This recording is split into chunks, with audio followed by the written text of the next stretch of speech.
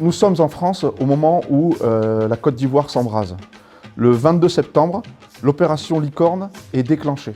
La situation la plus tendue se trouve au nord du pays, à la ligne de démarcation. Et à ce moment-là, le commandement décide d'envoyer 2 sections, dont la mienne, donc c'était jaune unité et jaune 4, pour aller sur cette ligne de démarcation. Nous arrivons à un carrefour en plaine verte, avec le strict minimum, et là nous allons vivre la vie rêvée du parachutiste. On va se débrouiller, on va se démerder, mais on va réussir la mission. Et notre mission était toute simple, interdire les rebelles d'emprunter cet axe et de descendre sur la capitale. Jamais ils descendront. Le déclenchement de l'alerte fut à la fois un soulagement, une satisfaction et du sérieux. Du soulagement, pourquoi? Parce que, ça y est, nous étions désignés pour partir, lorsque l'alerte a claqué.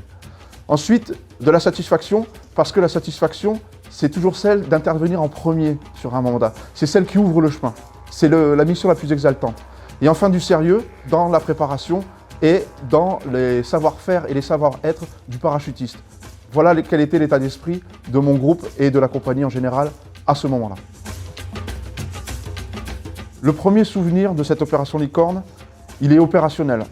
Il se déroule le 4 novembre dans le complexe sucrier de Borotokoro, où les rebelles ont tenté d'investir ce complexe important et nous avons stoppé.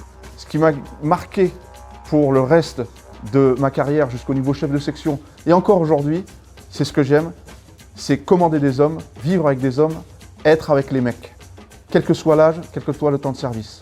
Parce que ces gens-là, si vous leur donnez la confiance, eh bien, ils seront à l'image du 8, une véritable machine de guerre. Ça va piquer, ça va râper, ça va frotter, mais ça va passer. Ça, c'est l'expression favorite de notre chef de corps. Mais au final, le 8 est un régiment d'urgence dans une brigade d'urgence, et ça, tous les castrés peuvent en être fiers.